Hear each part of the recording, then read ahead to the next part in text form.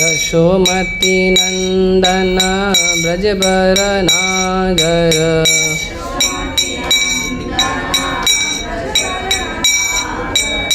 Gokul Ranjan Kanha. Full करो, volume full करो। गोकुल रंजन कान्हा। पहला वाला है, फर्स्ट पे फुल करो। गोपी पराण धन मदन मनोहर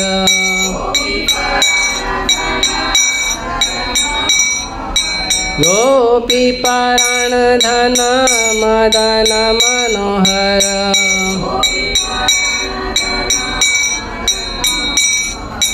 कालिय दमन विधाना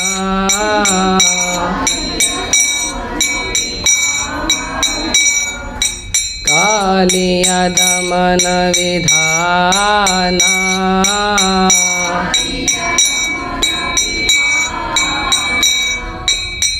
अमल हरिनाम मिया विलासा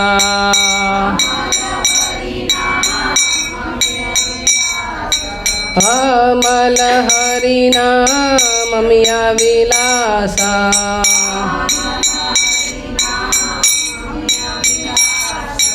विपिन पुरंदर नवीन नगर भरा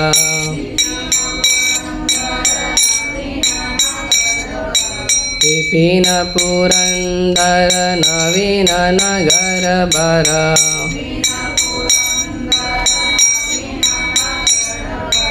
वंशीवदन सुवासा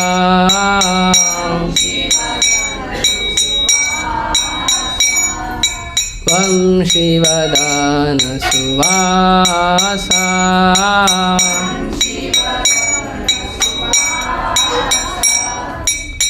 ब्रजजन पालन सुरकुल नाशन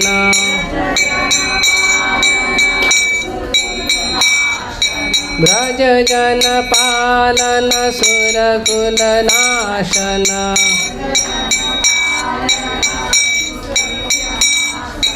नंद गोधन रखवाला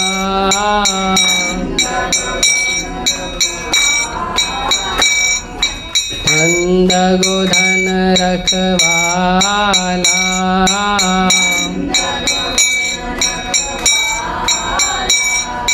गोविंद माधव नवनीत तास्कर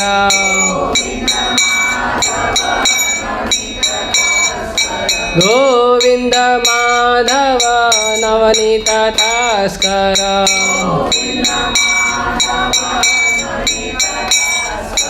सुंदर नंद गोपाला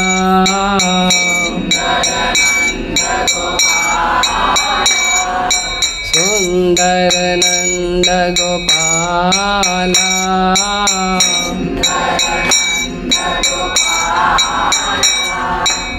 यमुना तट चर गोपी वसन हर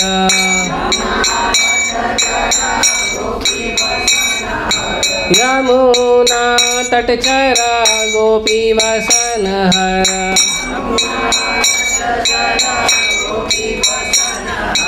रास रसिक कृपा माया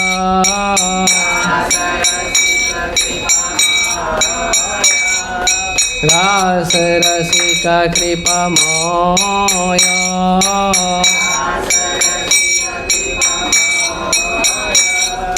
श्री राधा वल्लभ वृंदावन नटवर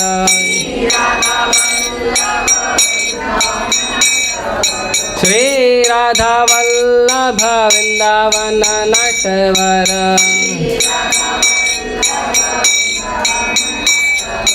भक्ति विनोद आशया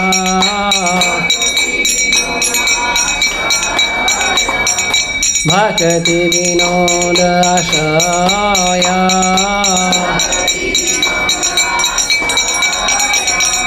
यशोमती नंदन ब्रजवर नागर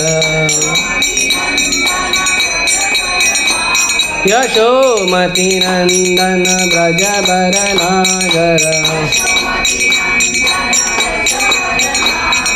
गोकुल रंजन काना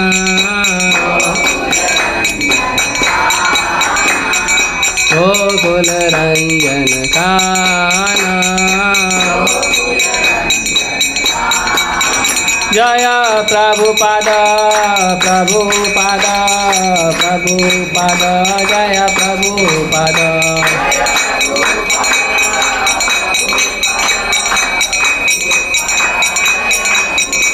प्रभुपाद प्रभुपाद प्रभुपाद प्रभुपाद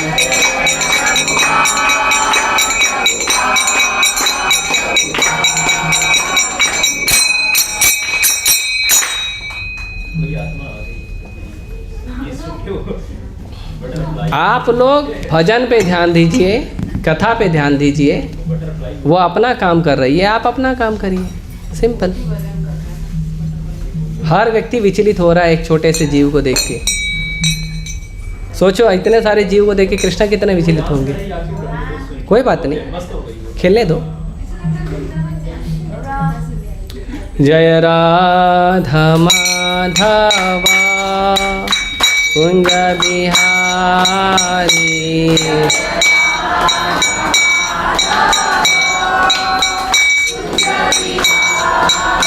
जयो राधा माधवा कुंज बिहारी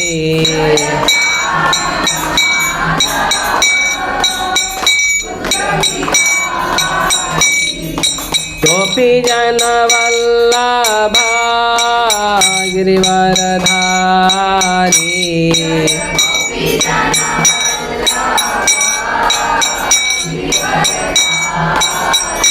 जय गोपी जन वल्लभा गिरिवरधारी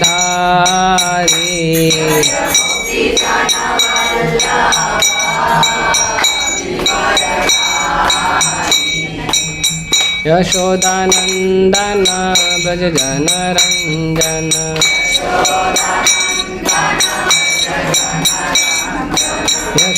यशोदानंदन ब्रज जन रंजन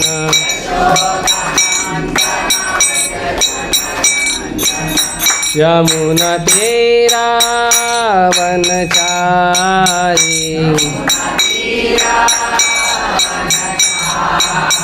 यमुना तेरा वनचारी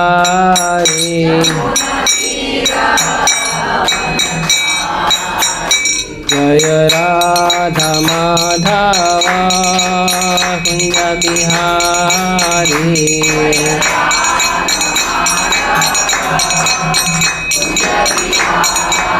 जयो राधा माधवा कुंज बिहारी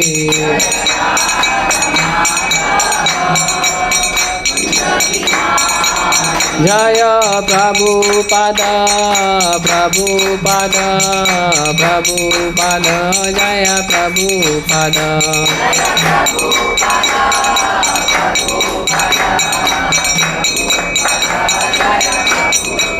प्रभुपाद प्रभुपाद प्रभुपाद प्रभुपाद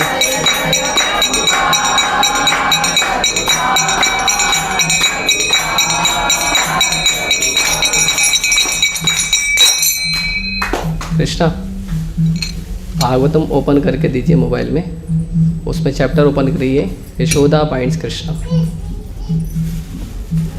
ओम नमो भगवते वासुदेवाय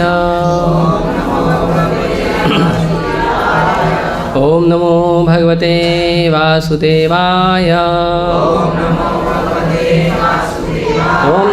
भगवते वासुदेवाय ओम अज्ञानतिमिरन्धस्य ज्ञानाञ्जनशलाकया चक्षुरोन्मीलितं येन तस्मै श्रीगुरुवे नमः।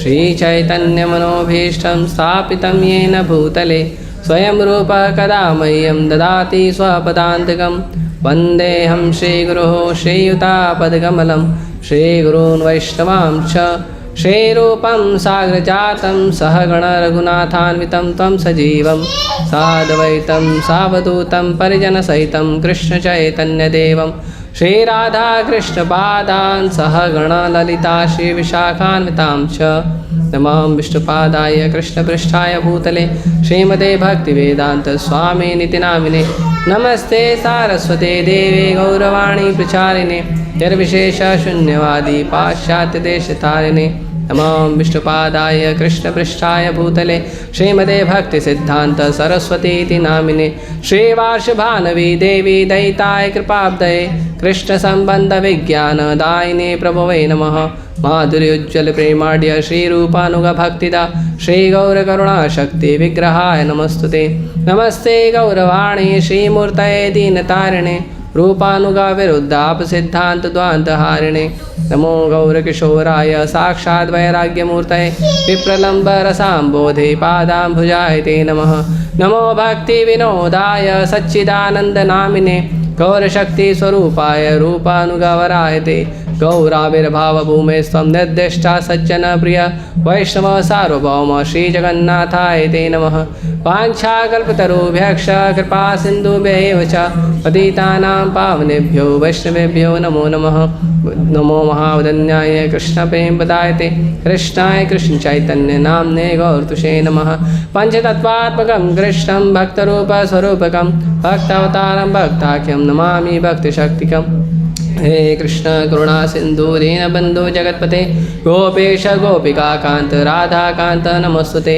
जयतां सुरतरोपंगो मम मंदमतेर्गति मत्सर्वस्य पादाम्भोजो राधामदनमोहनो दिव्यद्वन्द्वारण्यकल्पद्रुमादः श्रीमद्रत्नागारसिंहासनस्थौ श्रीमद्राधाशीलगोविन्ददेवो प्रेष्ठालिभिः सेवमानुस्मरामि श्रीमान् रासरसारम्भी वंशीवट्तटे स्थितः कर्षन्वेणुसुनिर्गोपी गोपीनाथाय शेषुनः तप्तकाञ्चन गौरांगी राधे वृन्दावनेश्वरी वृषभानुसुते देवी प्रणमामि हरिप्रिये जय श्री कृष्ण चैतन्य प्रभु नित्यानंद श्री अद्वैत गदाधर शिवासादि गौरभक्तवृंदा हरे कृष्णा कृष्णा कृष्णा हरे हरे हरे राम राम राम दो हरे कृष्णा। तो आज का जो विषय है वो दामोदर लीला का आधा पार्ट होगा, आधा पार्ट होगा और आधा पार्ट जो है हम अगले हफ्ते करेंगे, ठीक है। छोटा करना चाहिए प्रभु, ठीक है। डालो डालो डालो, टाइम नहीं है, छोड़ दो।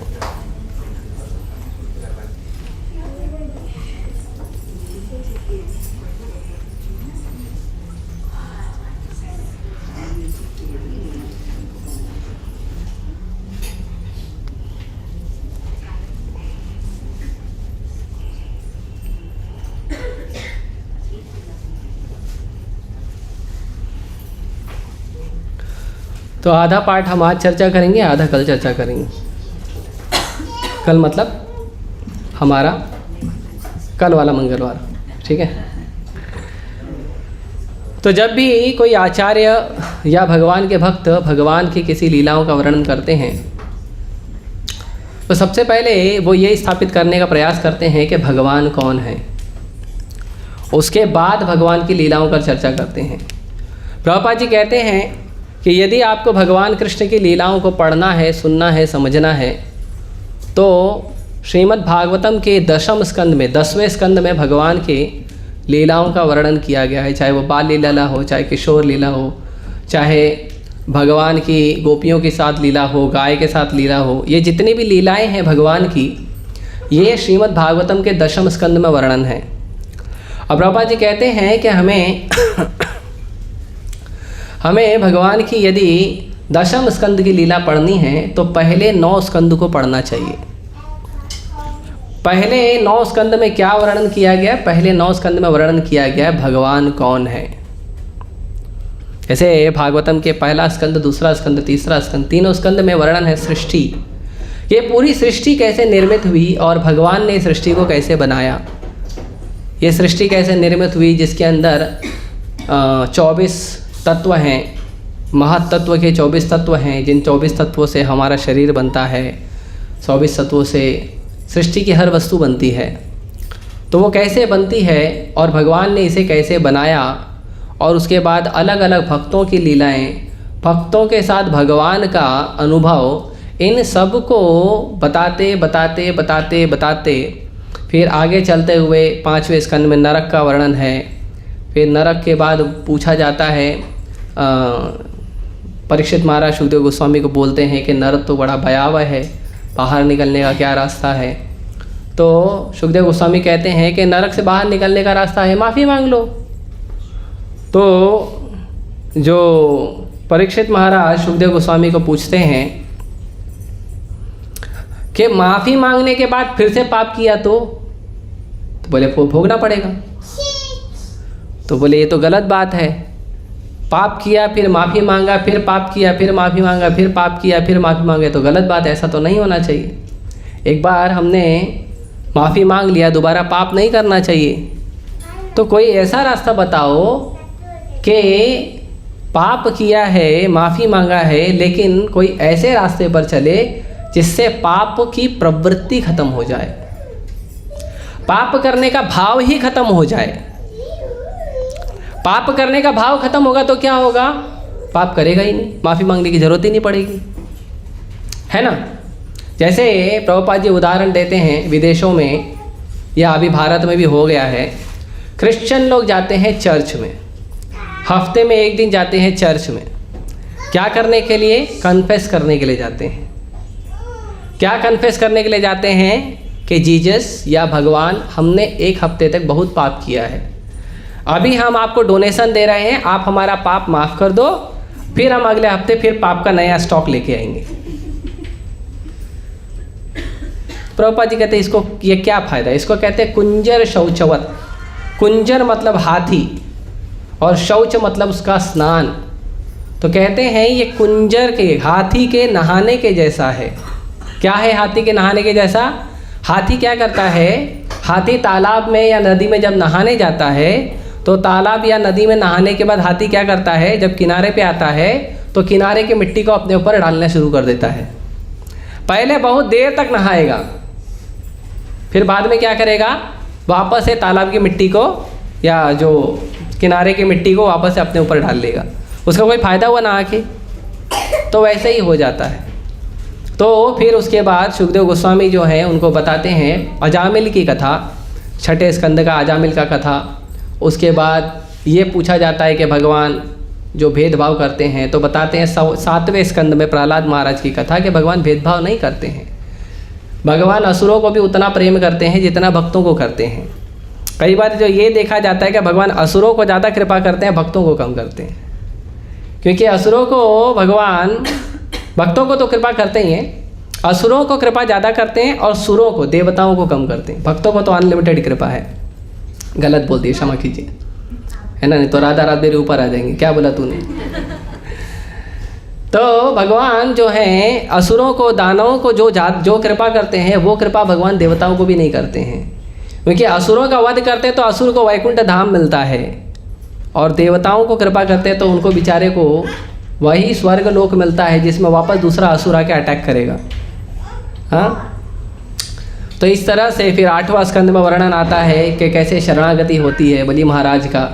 9वें स्कंद में वर्णन आता है भगवान श्री राम की लीलाओं का, और 10वें स्कंद में वर्णन आता है भगवान श्याम सुंदर की लीलाओं का।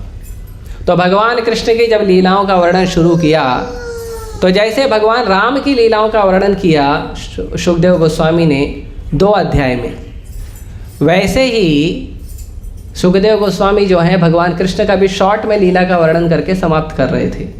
परीक्षित महाराज बोले वेट, इसको बहुत लंबा करके विस्तार में बताइए। भगवान कृष्ण की लीला जो है मुझे विस्तार में सुननी है। तो विस्तार तो इतना बड़ा हो गया कि 90 अध्याय हो गए भगवान कृष्ण के जो भौम लीला की। ऐसे तो भगवान की जो सृष्टि है वो भी एक लीला है, तो इसी तरह भगवान की जो भौम लीला है जिसमें भगवान ने अवतार लिया, उसका उस लीला में 90 अध्याय हो गए। इसका लॉक ओपन कर दो। लॉक नहीं, ठीक। तो उस तरह से तो जब भगवान के भक्त भगवान का वर्णन करते हैं, कोई लीला बताते हैं, तो भगवान के भक्त जब बताते हैं तो पहले वो स्थापित करते हैं भगवान कौन है। इसीलिए प्रभुपाद जी ऐसे भागवत कथाकार को कहते हैं कि ये लोग गलत करते हैं।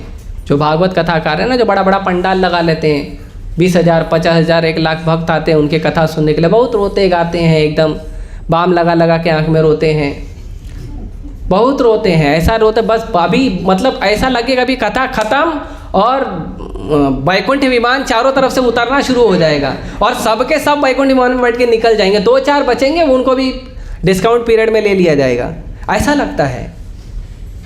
लेकिन कथा खत्म होने के बाद देखा जाता है कि वो खत्म होने के बाद भगवान की लीलाओं का चर्चा कम करते हैं और पंडाल के बाहर जो चाट मसाले का ठेला है वहाँ पे ज़्यादा खड़ा होते हैं। तो ऐसी कथा का कोई मतलब नहीं है। क्यों?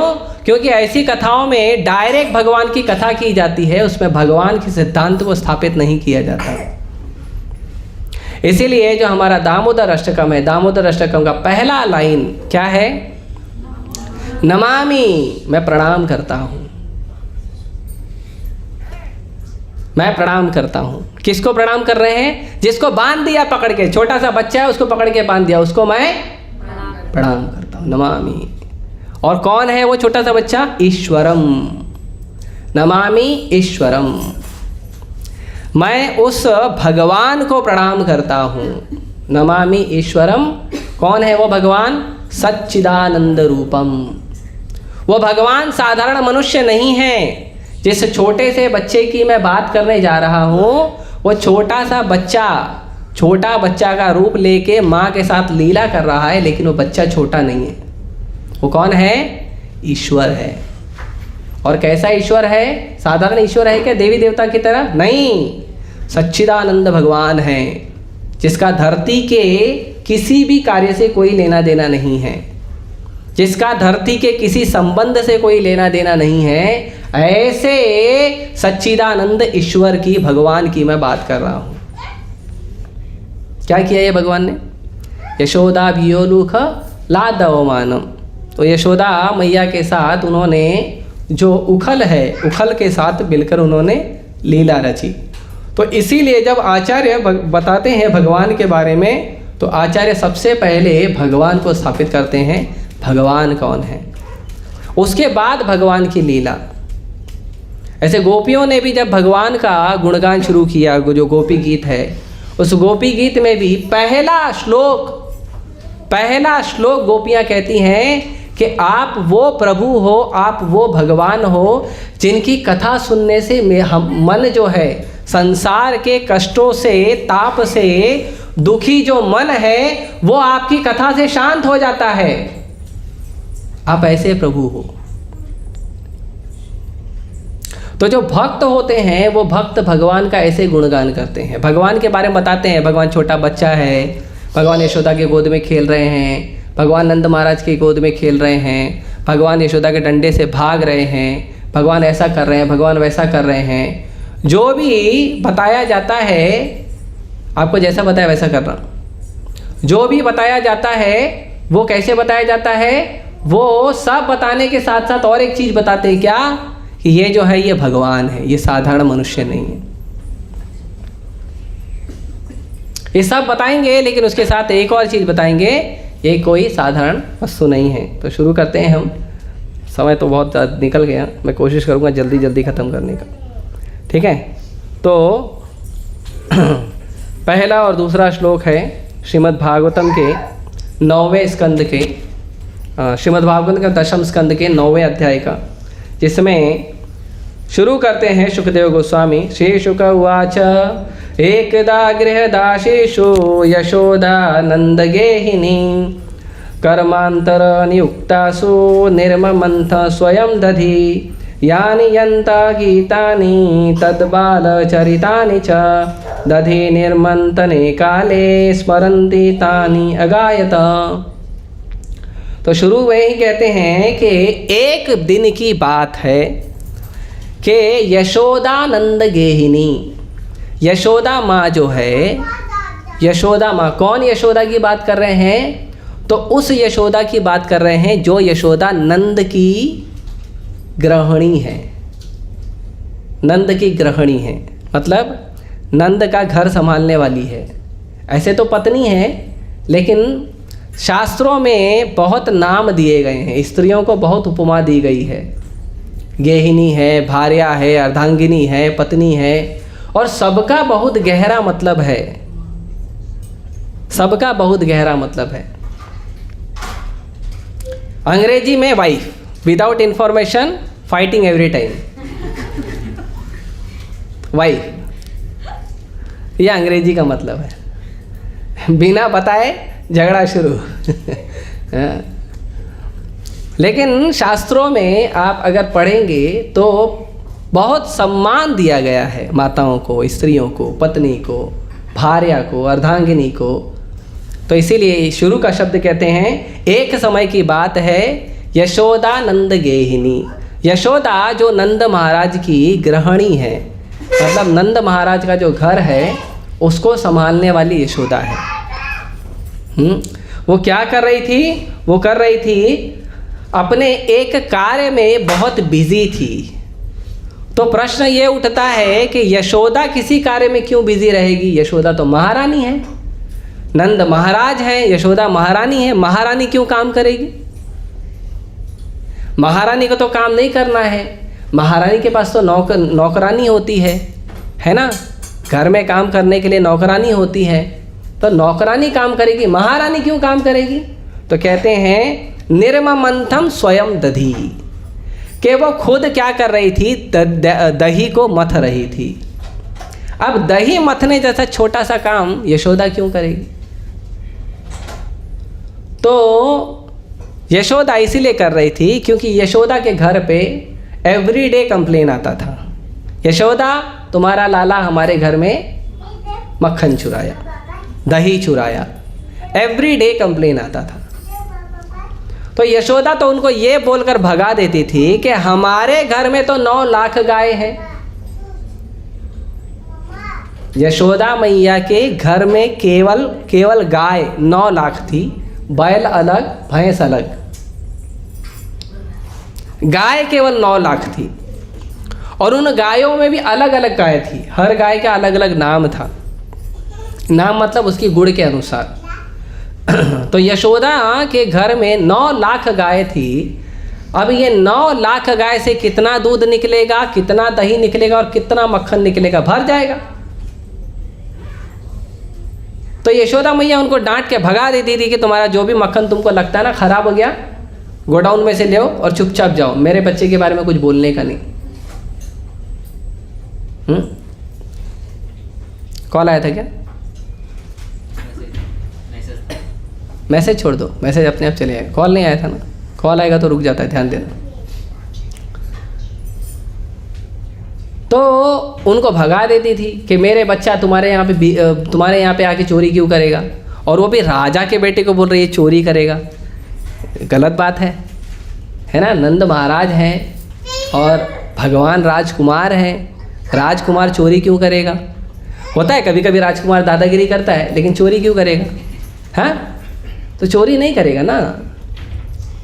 तो वो सब रोज कंप्लेन आता था। एक दिन यशोदा सोची कि जो दूध निकलता है, दही निकलता है और उसका मक्खन बनता है, वो शायद इसलिए कृष्ण नहीं खाते हैं क्योंकि वो दासी बनाती है। जो लोग पैसा लेकर काम करते हैं वो उतने मन से काम नहीं करते हैं, वो पैसे के तुलना में काम करते हैं। जैसे आप होटल में खाना खाने जाइए तो होटल में भी वही दाल है, वही चावल है, वही मसाला है, और घर में जो पत्नी या माँ या बेटी बनाती है वो भी वही दाल है, वही चावल है, वही सब रोटी है, वही मसाला है।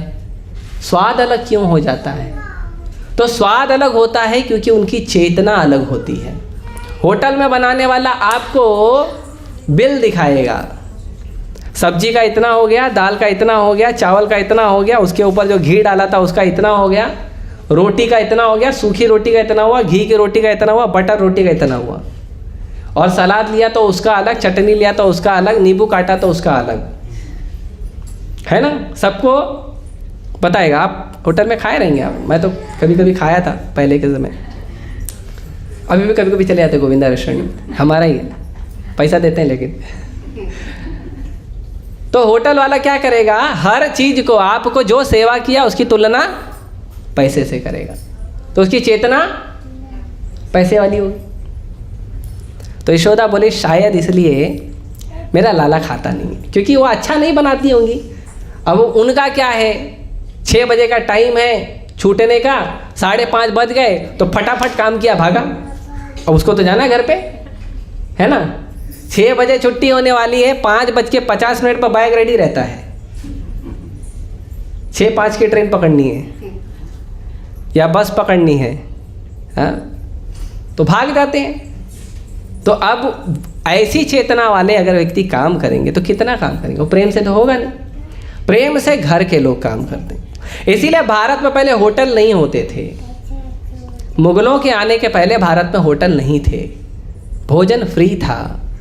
किसी व्यक्ति को रास्ते चलते किसी व्यक्ति को भूख लगा, किसी घर में जाके बोल देता था माता भूख लगी है, बस, और उसे बिठाकर प्रेम से भोजन कराया जाता था, पैसा नहीं लिया जाता था।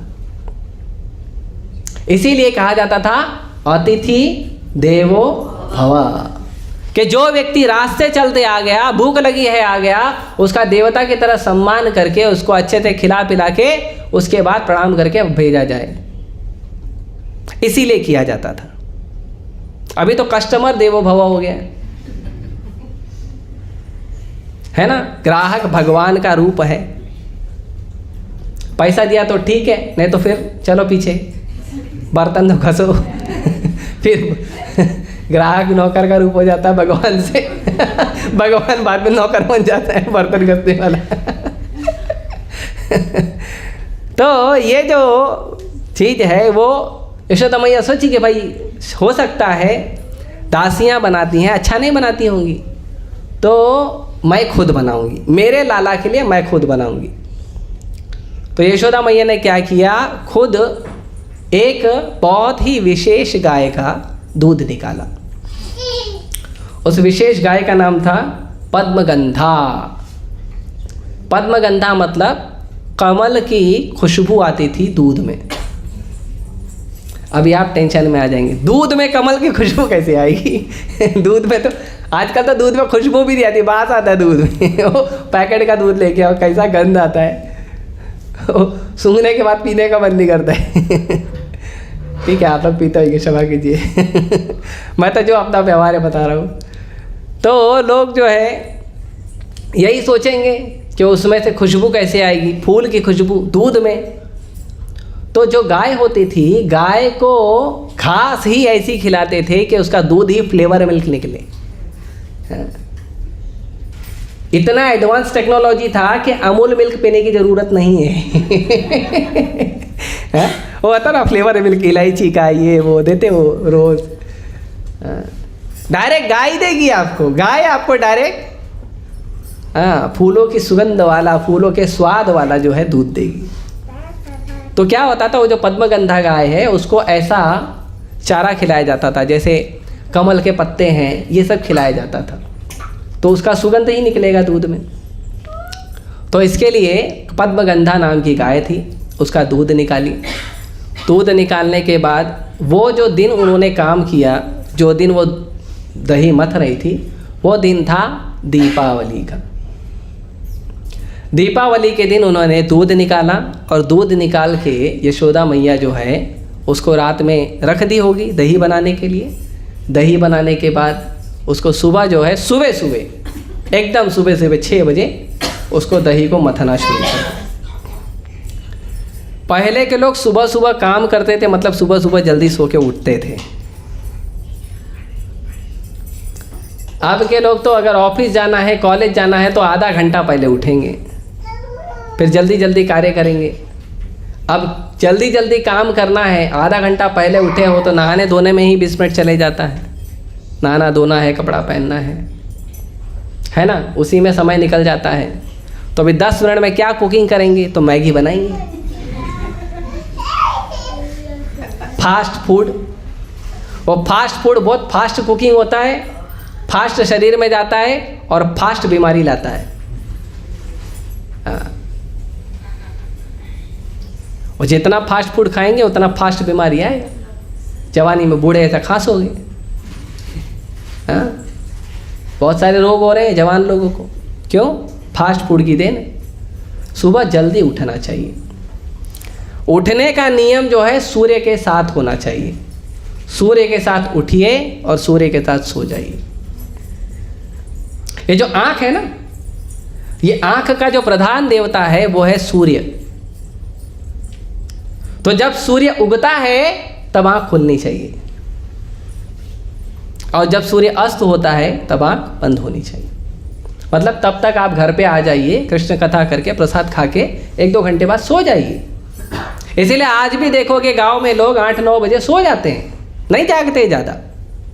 6-6:30 बजे सूर्यास्त हुआ, फिर लोग खाना खाएंगे, थोड़ा घर के चौखट पे बैठ के बातचीत करेंगे, घर परिवार का हालचाल पूछेंगे, और फिर 8 बजे 9 बजे ज़्यादा से ज़्यादा 9:30 बजे सो जाएंगे, नहीं जागते हैं मोबाइल पे। लेकिन शहर में देखो पूरा आदत खराब करके रखे हैं। शहर में तो जब सूर्य उगता है तब हम सोते हैं, और जब सूर्य ढलता है तब हम उठते हैं। इसीलिए पार्टी शुरू होती है रात को 9 बजे, लेट नाइट पार्टी। तो यशोदा मैया सुबह जल्दी उठकर दही मथ रही थी, और जब दही मथ रही थी तो क्या कर रही थी, तो दही मथते समय भगवान कृष्ण की लीलाओं का गुणगान कर रही थी। भगवान जो लीला किए थे, भगवान ने बहुत लीला की ना। जब भगवान मथुरा से गोकुल आए तब से लेके भगवान ने बहुत लीलाएं की थी। भगवान पहले आए थे मथुरा से गोकुल, गोकुल से गए थे छठीकरा, छठीकरा से भगवान आए थे वृंदावन। तो भगवान बहुत लीलाएं किए थे। उसके बीच में भगवान ने बहुत सारे असुरों का वध किया था, और रोज लीला करते थे। भगवान के स्वरूप इतना सुंदर है, भगवान के केवल शरीर को देखेंगे, भगवान के सुंदर चिन्मय विग्रह को देखेंगे तो कितना सुंदर है। भगवान की आंखें जो है कमल के पंखुड़ियों के समान है, और आंखें जो है वो धनुष के जो रस्सी है उसकी तरह एकदम तनती है यहाँ तक, जैसे अभी छूटेगा तीर आँखों से। उसके बाद भगवान का जो मुखमंडल है उसकी ही उपमा जो है वो कमल और चंद्रमा के समान की जाती है। भगवान के शरीर का हर अंग जो है उसको कमल से तुलना किया जाता है, हस्त कमल, पद कमल।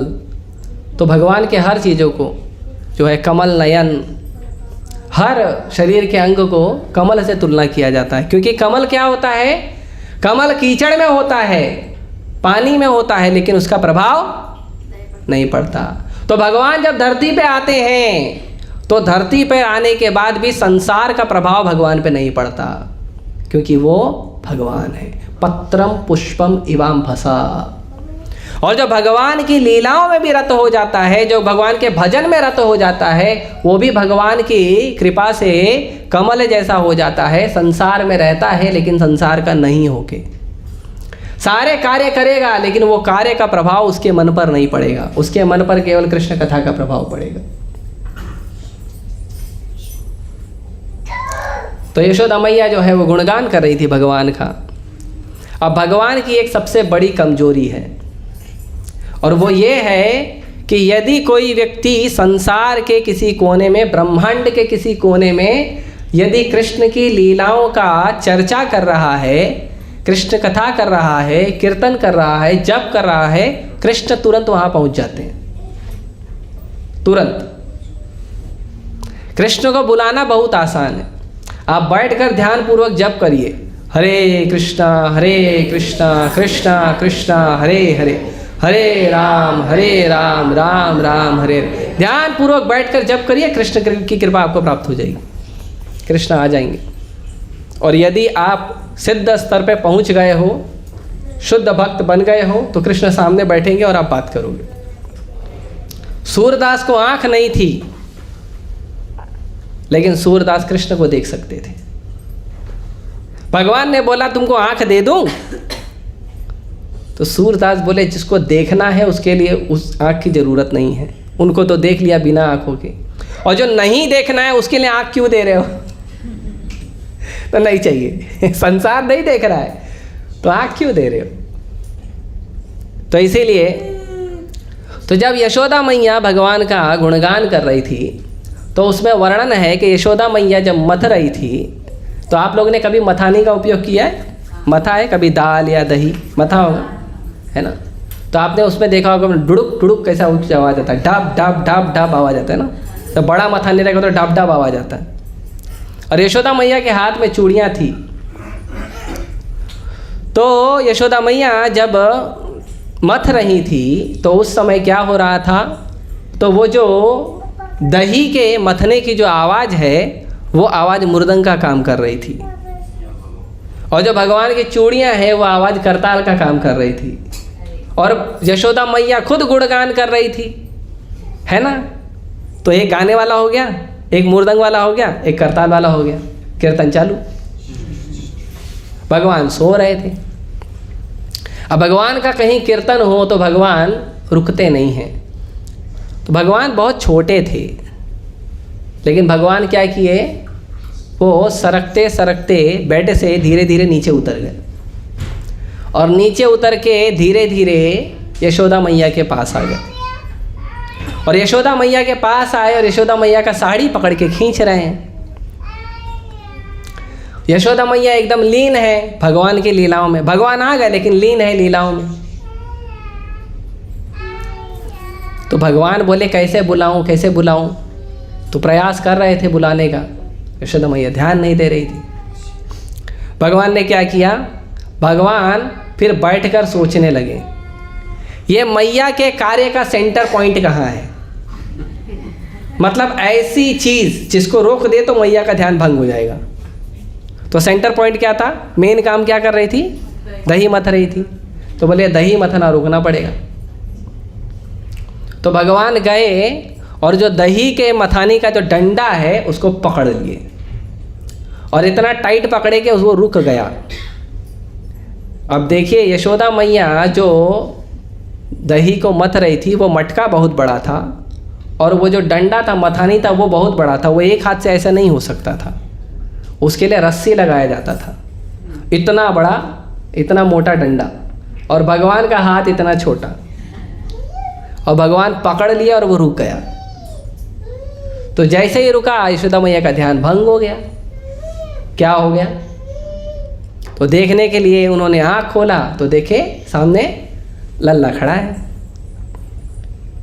तो यशोदा मैया प्रसन्न हो गई, गुस्सा नहीं हुई, प्रसन्न हो गई।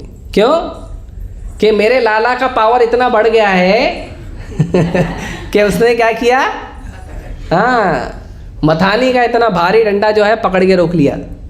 तो खुश हो गई। तो फिर क्या है, तो बस अब छोटे बच्चों को क्या चाहिए रहता है, आए पास में तो दूध पीना है। तो यशोदा मैया जो वात्सल्य प्रेम में ऑलरेडी इतना वात्सल्य प्रेम में भर गई थी कि दूध अपने आप उनके शरीर से निकलना शुरू हो गया था, उनके स्तन से अपने आप दूध निकलना शुरू हो गया था। तो भगवान को उन्होंने अपने गोद में बिठाया और दूध पिलाने लगी, और भगवान के मुखमंडल को निहारने लगी। भगवान हैं इतने सुंदर। यशोदा मैया भगवान को नीलमणि बुलाती थी, क्योंकि भगवान एकदम नीले थे और एकदम मणि के समान चमकते थे। मतलब अगर आपको तिलक लगाना है तो भगवान के शरीर में देख के तिलक लगा सकते हो, कांच के मोबाइल की ज़रूरत नहीं पड़ेगी आपको। हाँ, इतने सुंदर थे। जब भगवान जाते थे गोचारण लीला करने, तो गोचारण लीला करने जब भगवान जाते थे तो भगवान के फ्रेंड क्या करते थे, यहाँ से यशोदा मैया उनको सोना गहना सब पहना के और अच्छा एकदम डेकोरेशन करके उनको भेजती थी कि जाओ बेटा खेल के आओ, गाय चरा के आओ। और वहाँ पे गोपाल क्या करते थे, भगवान का पूरा जितना है श्रृंगार उतार देते थे, सोना चांदी गहरा हीरा मोती सब निकाल देते थे। और क्या करते थे, जंगल के जो फूलों के और फलों के रस से और जो दुर्लभ पत्थर जो कलरफुल पत्थर हैं उससे भगवान का श्रृंगार करते थे। और जब उनको, अब गोपाल को भी तैयार होना है ना, तो जब गोपाल को तैयार होना होता था, जो भगवान के फ्रेंड हैं, तो वह भगवान के शरीर में देख के खुद को तैयार करते थे। आईना इधर ही है, जाने की जरूरत ही नहीं कहीं पे। तो भगवान ऐसे हैं, सुंदर एकदम।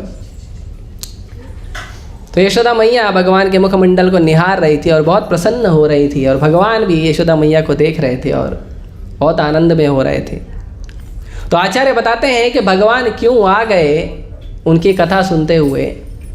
तो नारद मुनि एक बार भगवान से पूछे कि आपका एड्रेस कहाँ है, आपका पर्सनल लिविंग एड्रेस कहाँ है, कहाँ आप रहते हो। तो भगवान बोले तुमको मालूम है मैं कहाँ रहता हूँ, मुझे क्यों पूछ रहे हो, तुम तो इतने बड़े आचार्य हो भक्ति के, तुमको पता है। तो नारद मुनि ने कहा हाँ मुझे पता है, आप योगियों के हृदय में रहते हो, आप वैकुंठ में निवास करते हो।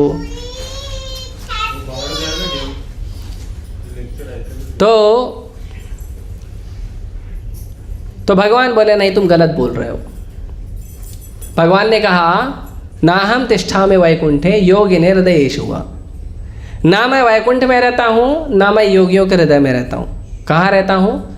तत्र तिष्ठामि नारद यत्र गायन्ति मद्भक्तवा, मैं वहाँ रहता हूँ नारद जहाँ मेरे भक्त मेरा गुणगान करते हैं, जहाँ पे आप बैठ के हरे कृष्ण महामंत्र जप कर रहे हो, जहाँ पे आप कृष्ण का कथा सुन रहे हो, बोल रहे हो, कृष्ण वहाँ अपने आप आते हैं बुलाने। इसीलिए तो कथा में आनंद आता है, कृष्ण है तभी तो आनंद आता है। नहीं तो स्कूल कॉलेज की पढ़ाई में तो लोग सो जाते हैं और जो जागते हैं वो टीचर को भला बुरा बोलते हैं, पता नहीं कब लेक्चर ख़त्म करेंगे, क्योंकि आनंद नहीं आता ना, क्योंकि वो कृष्ण कथा नहीं है। लेकिन कृष्ण कथा में आनंद आता है, भक्तों को अच्छा लगता है सुनना। और कई बार तो डिमांड आती है प्रभु जी ये कथा बताना, इसके आगे इसमें ऐसा बताना, उसमें वैसा बताना। मेरे पास डिमांड आते रहते हैं, हफ्ते भर डिमांड आती है, फिर हफ्ते के जो मंगलवार जब आता है तो फिर उस डिमांड को पूरा करने के लिए सीरीज़ बनाना पड़ता है। किसको क्या देना है। ऑब्वियसली हम डिमांड के अनुसार नहीं बताते, हम कृष्ण को प्रसन्न करने के लिए कहते हैं, लेकिन बीच बीच में उस बातों को भी ले लिया जाता है। तो भगवान को यशोदा मैया अपना स्तनपान करा रही हैं, भगवान दूध पी रहे हैं, भगवान आनंद से यशोदा मैया को देख रहे हैं, यशोदा मैया आनंद से भगवान को देख रही हैं। उतने में यशोदा मैया को याद आया कि यशोदा मैया ने क्या किया है, रबड़ी बनाने के लिए दूध को चूल्हे पे गरम करने के लिए रखा है। अब वो जो दूध है वो उबल कर बाहर गिरने वाला है। तो यशोदा मैया ने क्या किया, अब वो दूध उबल के गिर जाएगा ना, खराब हो जाएगा। तो यशोदा मैया ने क्या किया, भगवान को अपनी गोद से उतारा, बिठाया और चले गई दूध उतारने के लिए। तो आचार्यगण बताते हैं कि वो दूध क्यों उबलने लगा।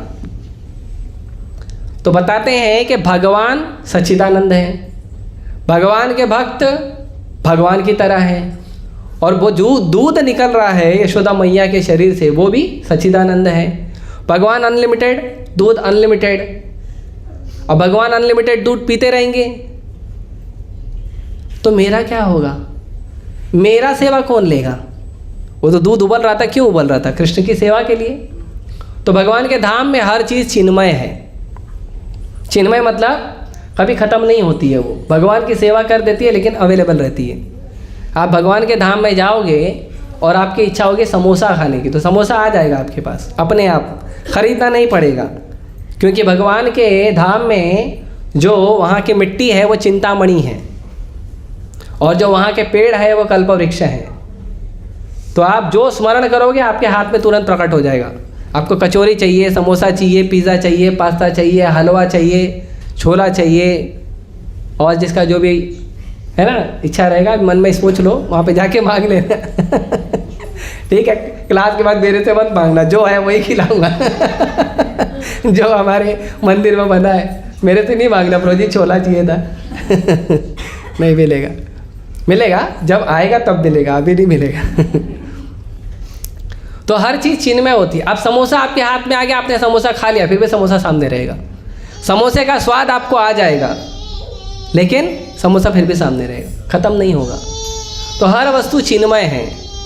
तो वो जो दूध है, वो दूध ने सोचा कि मेरा तो सेवा भगवान लेंगे नहीं, तो मेरा जी के क्या फ़ायदा, इससे अच्छा मैं आत्महत्या कर लेता हूँ। तो दूध के जो बर्तन है उससे वो कूद के आत्महत्या करने की सोच रहा था।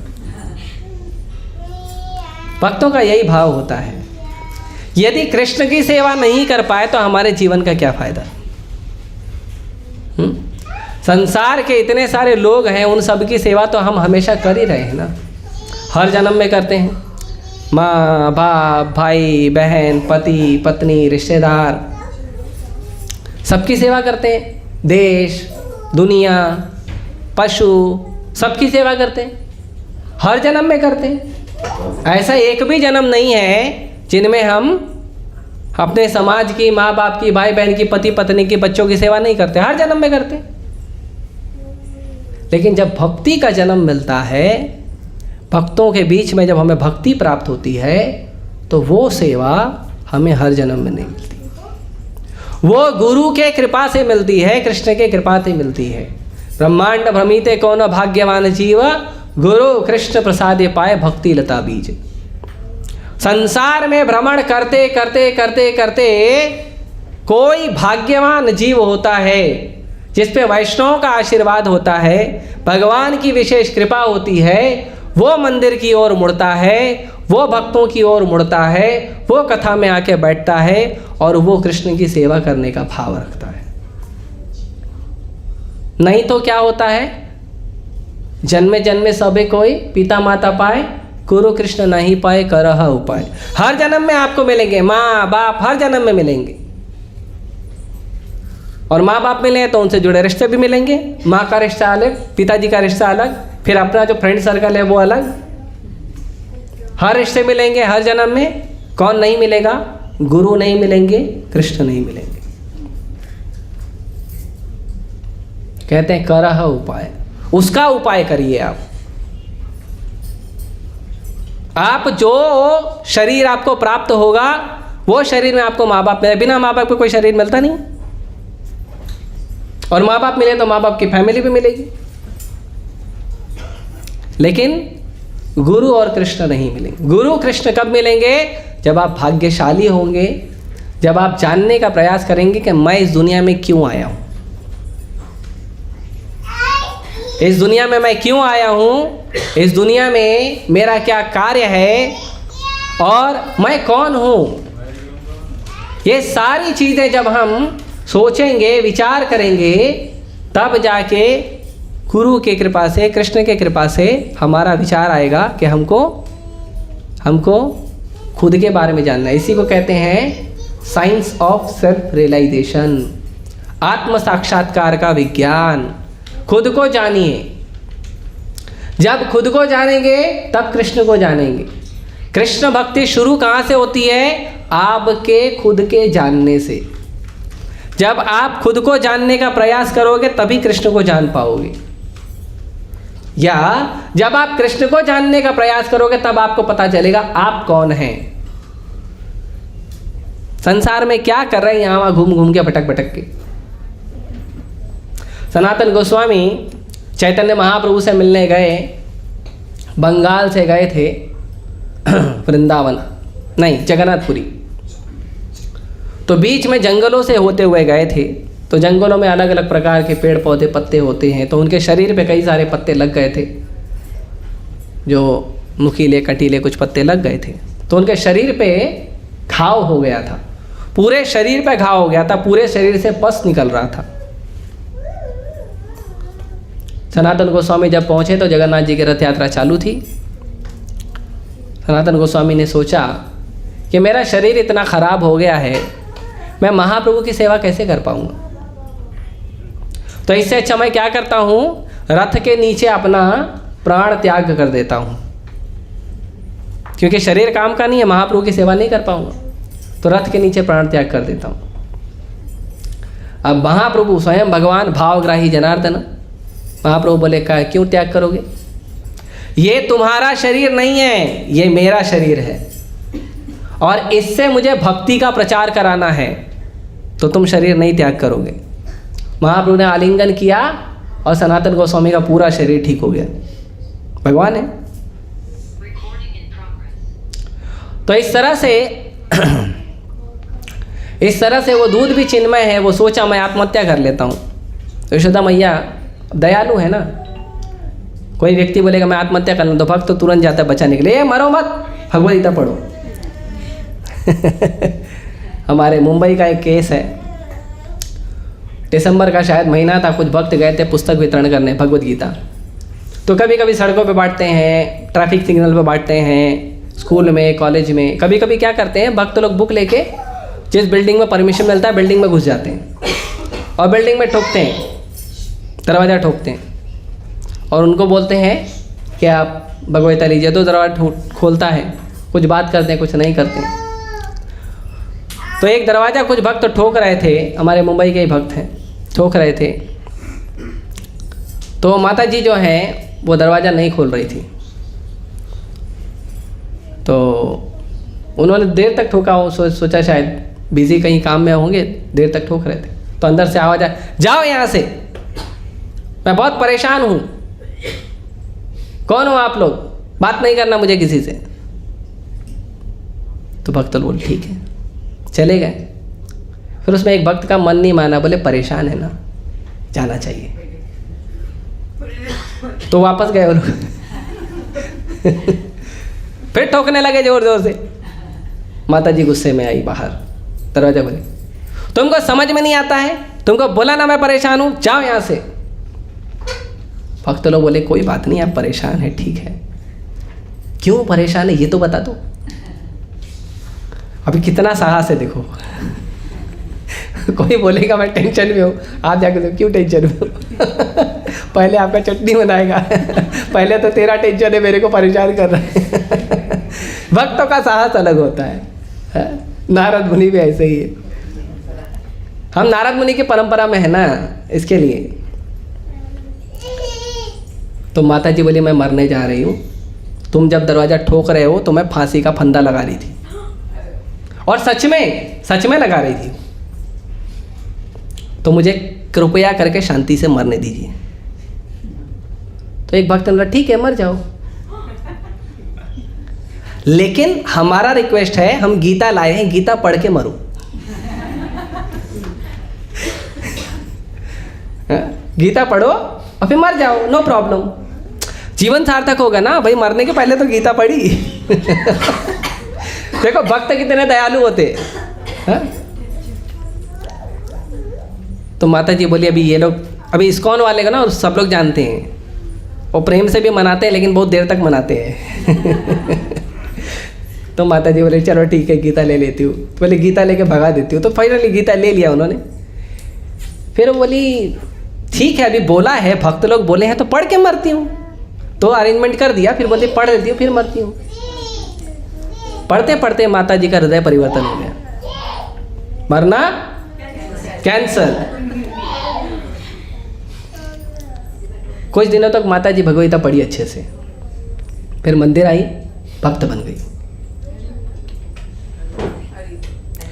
ये प्रभाव है भक्तों की कृपा का, दया का। भक्त ऐसे होते हैं, मरने भी नहीं देंगे आपको शांति से। आपका सबका तो छोड़ो, मरने भी नहीं देंगे आपको। भक्त ऐसे दयालु होते हैं, और ये भक्तों की दया है। यशोदा मैया देखिए, अरे ये तो गई दूध को बचाने, गई दूध को लिए जो भी है चूल्हे से उसको उतार के साइड में रखी। यहाँ कृष्ण को गुस्सा आ गया, मैं अनंत ब्रह्मांड को छोड़ के, अनंत ब्रह्मांड का मालिक, अनंत ब्रह्मांड का स्वामी, अनंत ब्रह्मांड छोड़ के इसके पास आया कि मेरे को माँ का प्यार मिलेगा, थोड़ा प्रेम मिलेगा, और मैं दूध पी रहा हूँ और मेरे आनंद में बाधा, और वो भी किस लिए, इतने से दूध के लिए। अनंत ब्रह्मांड में कितने गाय हैं, कितना दूध होगा उसका, हाँ? इतने से दूध के लिए मेरा आनंद भंग कर दिया। अभी बताता हूँ। गुस्सा आता है ना, बच्चों को जल्दी गुस्सा आता है। बच्चे लोग कुछ खा रहे हैं, छीन लो, फिर देखो, अभी तो कम आवाज़ कर रही है, खाते टाइम छीनो। मेरी जगह उसका लेक्चर हो जाए। अभी तो आनंद में आवाज़ आ रही है, खाते टाइम छीनो फिर पता चलेगा। भगवान को गुस्सा आया। भगवान ढूंढने लगे आसपास कहीं कुछ पत्थर है क्या। पत्थर उठाए और जो मटका है उसको थोड़ा सा पकड़ के टेढ़ा किए और बराबर ऐसे सेंटर पॉइंट में मारे कि वहाँ से दूध पूरा ख़त्म हो जाना चाहिए, दही जो है ख़त्म हो जाना चाहिए। एक जोर से मारे, दही ख़त्म, दो बहना शुरू। अब गुस्से में मार तो दिए, मार दिए गुस्से में, गुस्सा ख़त्म, मार दिए तो गुस्सा ख़त्म। अब डर आ गया कि मैया मारी, तो बोले भागो।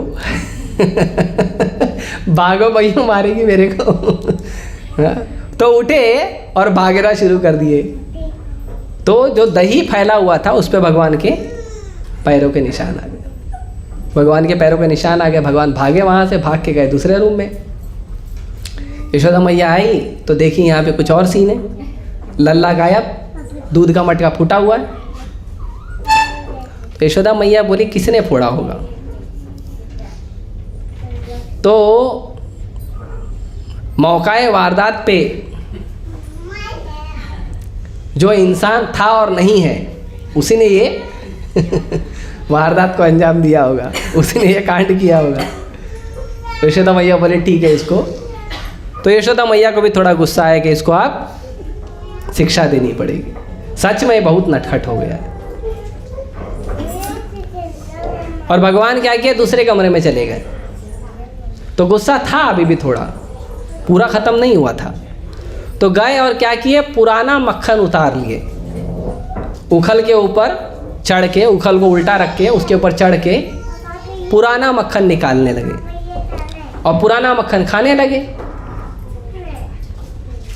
पुराना मक्खन खाने लगे भगवान। और खाते समय क्या किए, अपने फ्रेंड लोग को भी बुला लिए। तो उनके जो फ्रेंड हैं बंदर, वो भी आ गए। तो राम अवतार में भगवान ने बहुत मेहनत कराई थी लेकिन पगार नहीं दिया था। तो भगवान बोले पगार तुमको अगले लीला में मिलेगा, कृष्ण अवतार में मिलेगा। तो उनको तब को बुला लेते थे। जब मक्खन खाते थे, दही खाते थे तो बुला लेते थे, आ जाओ तुम्हारा पेमेंट का टाइम हो गया। तो भगवान ने बुलाया उनको। तो भगवान खुद भी खा रहे हैं, बंदरों को भी खिला रहे हैं। और भगवान ऐसा करते थे। भगवान जब जाते थे गोपियों के घर में तो गोपियाँ कंप्लेन भी ऐसे ही करती थी कि ये जो तुम्हारा लल्ला है ना, ये आता है हमारे घर में मक्खन खाने के लिए। तो यशोदा मैया बोली तो ऊपर लटका देना चाहिए, छोटा बच्चा नहीं पहुँचेगा। बोले ऊपर लटकाएंगे ना तो पता नहीं कहाँ से दिमाग पाया है, बढ़िया एकदम पिरामिड बना के, ह्यूमन पिरामिड, मनुष्यों का जो चैन है वो बना के ऊपर चढ़ के ले लेता है। तो उन्होंने बोला तो अंधेरे में रखो। तो बोले तुम इतना सारा गहना पहना के भेजती हो, गहने की चमक से दिख जाता है वो। यशोदा मैया बोले ठीक है गहना उतार देती हूँ। तो बोले नहीं, गहना उतारोगे तो अच्छा नहीं दिखेगा, गहना पहना के। लेकिन गहना नहीं भी पहनाओगे ना तो तुम्हारे लल्ला के शरीर से इतना रोशनी निकलता है कि फायदा ही नहीं अंधेरे का, तो भी देख लेता है। तो बोले दूसरे रूम में रखो। बोले दूसरे रूम में रखना तो छोड़ दो, दूसरे रूम में रखो तो और मुसीबत। क्यों नहीं मिलेगा तो क्या करता है, छोटे छोटे बच्चे सोते रहते हैं ना, उनको चिंटी काट के भाग जाता है। अब हम काम संभालेगा बच्चा। और क्या करता है, और जो हमारे गाय होती है और बछड़े होते हैं दोनों को खोल देता है। तो बछड़े गाय का दूध पी जाते हैं, हमको दूध मिलता ही नहीं। तो ऐसे भगवान लीलाएं करते थे। और कभी कभी तो ऐसा करता है कि मक्खन खाता है, जब इसका पेट भर जाए तो बंदरों को खिलाता है। जब इसका पेट भर गया, बंदरों का पेट भर गया, तो मक्खन उठा के फेंक देता है और बोलता है कितना खराब मक्खन बनाती हो, बंदर भी नहीं खाते। इतना परेशान करता है तुम्हारा लल्ला। तो ऐसा कंप्लेन आता था रेगुलर। तो यशोदा मैया ने देखा सच में तो ये सब कांड करता है, मक्खन खाता, बंदरों को खिलाता है। तो छड़ी लेके गई। तो भगवान यहाँ से खिला रहे हैं, सामने बंदर खा रहे हैं, पीछे यशोदा मैया आई। तो जब यशोदा मैया को देखा बंदरों ने तो बंदर अलर्ट हो गए। बंदर अलर्ट हो गए तो भगवान को समझ में आ गया कोई तो पीछे से आ रहा है। तो भगवान बिना पीछे देखे कूदे और भागना चालू करे, उगलते कूदे और भागना शुरू। यशोदा मैया जो है एक तो भारी शरीर था, क्योंकि ज़्यादा उम्र में भगवान प्रकट हुए थे, बहुत ज़्यादा अधेड़ उम्र हो गई थी यशोदा मैया आनंद महाराज की, भगवान प्रकट हुए था, तो भारी शरीर था। और भगवान छोटे थे, लल्ला, और भाग रहे हैं यहाँ, यशोदा मैया दौड़ रही हैं पीछे पीछे। अब जब ये कार्य होने लगा तो जितनी आसपास की गोपियाँ थी सब आ गई। दिवाली का दिन था, नौकरानी सब छुट्टी पे थे, सब गोपियाँ यहाँ थी, आसपास अपने घर में काम कर रही थी। अब पता चला घर में हल्ला हो रहा है, कोई दो लोग भाग रहे हैं, है ना, भगवान भागे जा रहे हैं। बहुत बड़ा घर था भगवान का, तो भगवान भागे जा रहे हैं और यशोदा मैया जो उनके पीछे दौड़ रही है। आई थिंक लगभग 7 किलोमीटर इतना बड़ा महल था। वृंदावन में बताएंगे आपको, मैं लगभग बता रहा हूँ, मुझे इतना एग्जैक्ट नहीं पता है, वृंदावन में बताएंगे आप। तो उतना बड़ा घर था और भगवान भागे जा रहे हैं, यशोदा मैया दौड़ रही है पीछे। तो भगवान को कौन पकड़े? भगवान को कौन पकड़ेगा? काल यवन जब भगवान को पकड़ रहा था तो काल यवन को लगता था अभी अगले सेकंड में पकड़ लूंगा, और काल यवन दौड़ रहा था, भगवान चल रहे थे। भगवान चल रहे थे लेकिन काल यवन दौड़ के भगवान को नहीं पकड़ पा रहा था। तो कभी कभी स्पीड बढ़ा देता था कि अभी पकड़ लेता हूं, पकड़ ही नहीं पा रहा था। और जन्मों जन्मों तक, युगों युगों तक जो योगी लोग भगवान को पकड़ने का प्रयास करते हैं तपस्या से, भजन से, वो भगवान को पकड़ नहीं पाते। और ये एक साधारण सी गोपी भगवान को पकड़ेगी? तो प्रयास करने लगी, प्रयास कर रही थी, भगवान भाग रहे हैं और गोपियां जो है वो क्रिकेट मैच देखने आ गई। बड़ा सुंदर नज़ारा है। आज तो मैया को स्वाद मिल रहा है लल्ला के नटखटपन का। मैया को पता चल रहा है, हम लोग जो बोलती थी रोज डांट के भगा देती थी ना, आज मालूम पड़ रहा है, आज बरोबर दौड़ रही है अपने लल्ला के पीछे।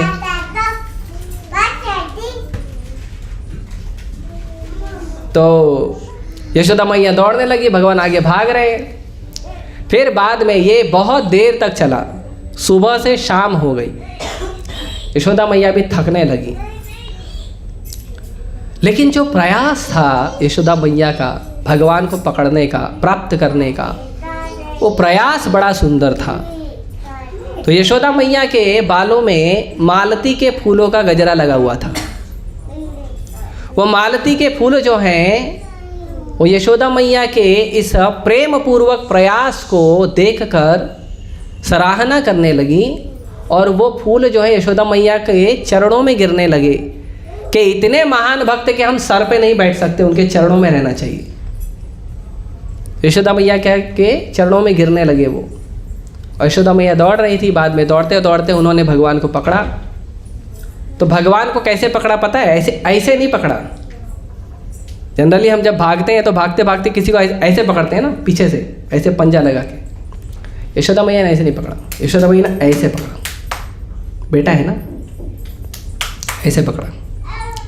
ऐसे पकड़े तो भगवान पकड़ में आए। फाइनली भगवान देखे यशोदा मैया थक रही हैं तो बोले ठीक है, सारी शक्तियों को बोले आप साइड हो जाओ, अब मम्मी और बेटे का रिलेशन चालू होने दो। तो भगवान को पकड़े, पकड़ने के बाद भगवान को छड़ी दिखाया यशोदा मैया ने। भगवान छड़ी देखे तो रोना शुरू कर दिए। तो सारे के सारे देवी देवता आश्चर्यचकित हो गए कि जो भगवान से काल भी डरता है वो भगवान यशोदा मैया की छड़ी से डर रहे हैं। जिसके डर से काल भी डरता है, भगवान अगर कुछ बोल दें तो काल को भी मानना पड़ेगा। कोई नियम नहीं लगा सकता जन्म का मृत्यु का भगवान के भक्तों पे। काल भी डरता है भगवान से, वो भगवान यशोदा मैया की छोटी सी छड़ी से डर रहे और सच में डर के रो रहे हैं। क्योंकि भगवान तो फील करने आए थे ना कि माँ का प्यार क्या होता है। तो माँ का डंडा भी माँ का प्यार होता है। होता है ना, और होना चाहिए। बच्चों को लालन पालन के साथ ताड़न भी होना चाहिए, स्पेशली जब वो छोटे हों और चीज़ों को सीख रहे हों, तब उनको कभी समझाना चाहिए, और अगर जिद करें तो उन्हें गुस्सा भी करना चाहिए, ताड़ना भी चाहिए, मारना भी चाहिए। और ताड़ने का मतलब केवल मारना नहीं होता है, ताड़ने का मतलब होता है ध्यान रखना चाहिए उनके ऊपर, कड़क नज़र रखना चाहिए, डिसिप्लिन में रखना चाहिए, नियम कानून से उनको जोड़कर रखना चाहिए। नहीं तो ताड़ने का मतलब फिर कोई निकालेगा भी रामचरितमानस का दोहा, हाँ वो मुझे पता है। तो उसके लिए बच्चों को शिक्षा भी देनी चाहिए। चैतन्य महाप्रभु को उनके पिताजी डांट रहे थे, तो एक भक्त आके बोला कि जगन्नाथ मिश्रा जी, आपको पता है आपका बेटा कौन है? आप किसको डांट रहे हो? ये लड़का भगवान है, आप भगवान को डांट रहे हो? तो जगन्नाथ जी मिश्रा बोले, अगर ये भगवान है तो मैं भगवान का बाप हूँ, मेरे को डांटना है इसको। तुम जाओ इधर से, बाप बेटे के बीच में आने का नहीं। हाँ, जरूरी है, बच्चे हैं तो बच्चों को शिक्षा देनी चाहिए, कभी प्रेम से और कभी थोड़ा डिसिप्लिन में, शिक्षा में बच्चों को शिक्षा देनी चाहिए। नहीं तो ज़्यादा लाड़ प्यार करोगे तो ज़्यादा बिगड़ेंगे। इसके लिए शिक्षा देते रहनी चाहिए, टाइम टाइम पे जितना ज़रूरत हो। जितना ज़रूरत हो उतना, ये नहीं कि बाद में बच्चे आपसे डरने लगे, ऐसा नहीं करना चाहिए। तो यशोदा मैया के हाथ में छड़ी देख के भगवान डरने लगे। भगवान डरने लगे तो यशोदा मैया बहुत प्रेम करती, तो भगवान के आंखों से आंसू निकलने लगे, और जो काजल है भगवान की आंखों का, वो काजल, उनको बाहर ले जाइए। आप भी बाहर जाइए, उसको भी ले जाइए। आप जाइए बाहर, प्रभु जी। अब लेके जाओ।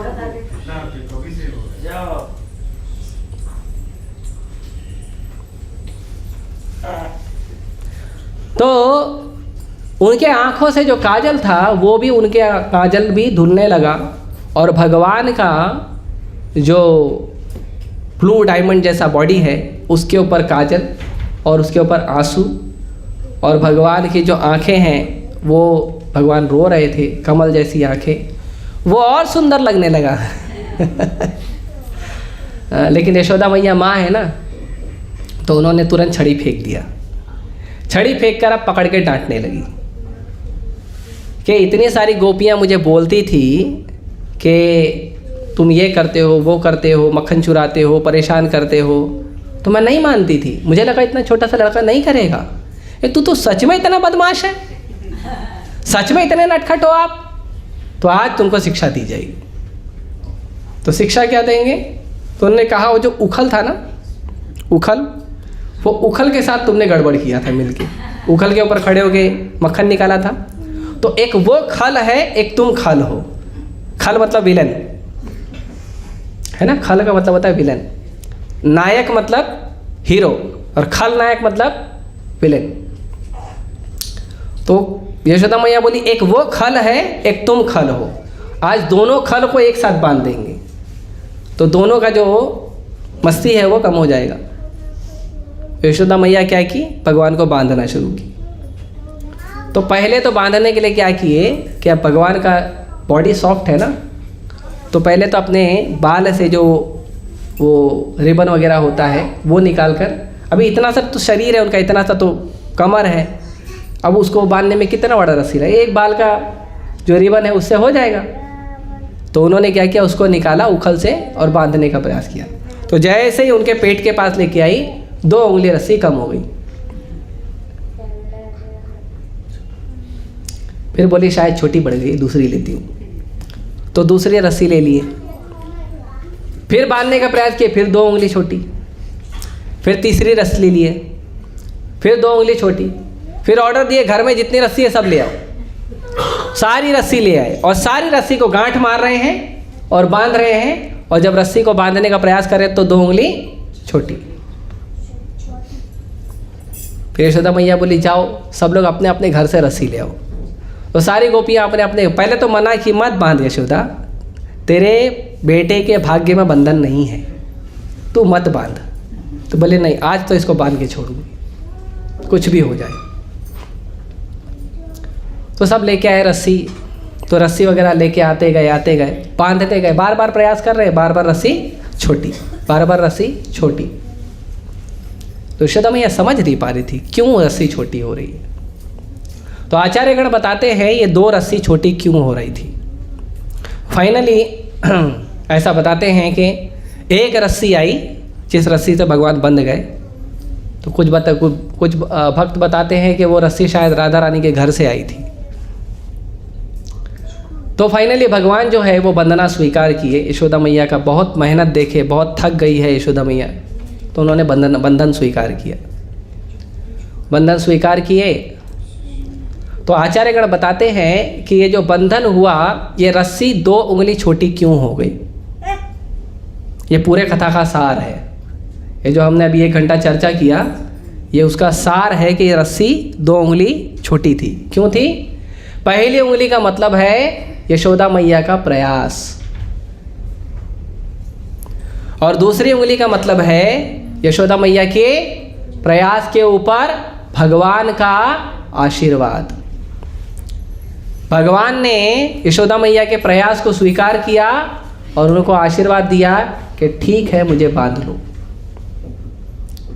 तो जिस भगवान के शरीर में अनंत ब्रह्मांड निवास करते हैं, वो भगवान को कौन बांध सकता है? भगवान को केवल कुछ क्षण के दर्शन को प्राप्त करने के लिए योगी जन युगों युगों तपस्या करते हैं। वो भगवान को 2 क्षण के लिए अपने दृष्टि के सामने नहीं ला पाते हैं, उनको कौन बांधेगा? तो जब यशोदा मैया भगवान को बांध रही थी तो भगवान की सारी ऐश्वर्य शक्ति जो है वो प्रकट हो गई, और ऐश्वर्य शक्ति भगवान को बंधन नहीं करने दे रही थी,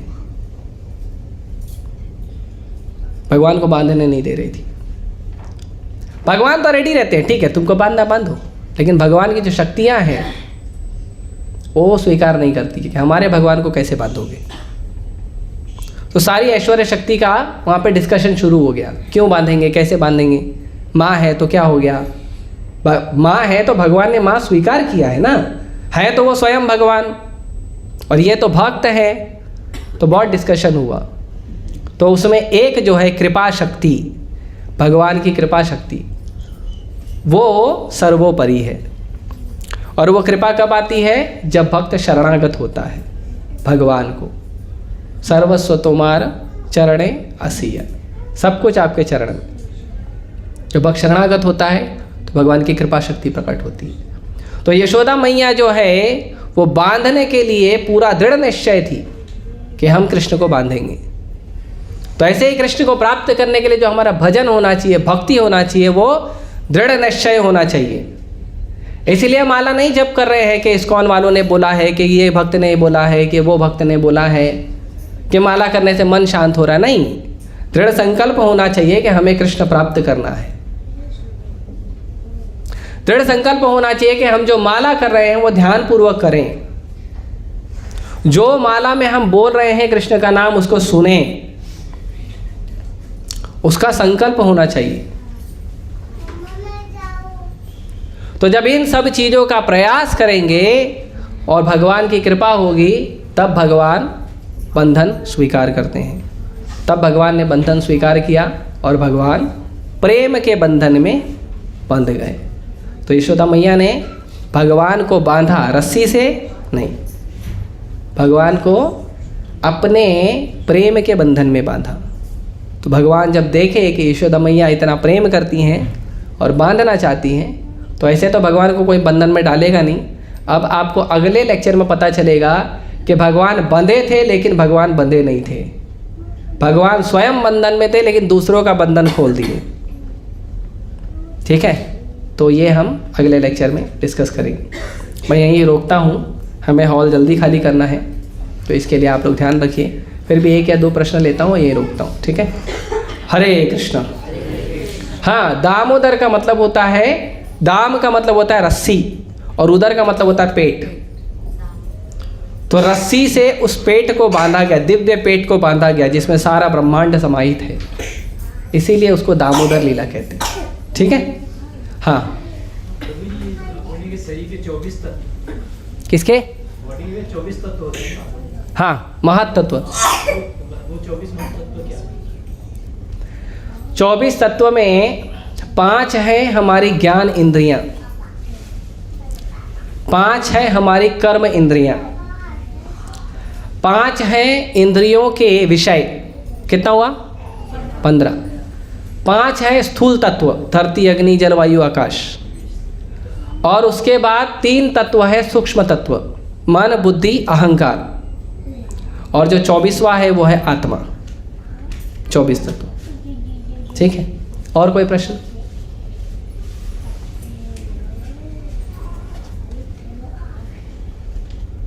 नहीं है? सब लीला में ही मग्न है, अभी भी लीला सोच रहा है। धन्यवाद। प्रभुपाद जी की बड़ी अनुकंपा है आप लोगों के ऊपर। ठीक है, हम ऑनलाइन प्रश्न नहीं लेंगे क्योंकि हमें यहाँ पे समय की सीमा है, क्षमा कीजिएगा। ठीक है। हरे कृष्णा कृष्णा कृष्णा हरे हरे, हरे राम राम राम। श्री दामोदर लीला की, यशोदा मैया की, श्री कृष्णचंद्र भगवान की, श्री श्री राधा दामोदर भगवान की, श्री श्री यशोदा दामोदर भगवान की, श्री श्री राधा रास बिहारी भगवान की, श्री श्री सीताराम लक्ष्मण हनुमान की, श्री श्री गौरिताई भगवान की, श्रील प्रभुपाद की। हरे कृष्ण।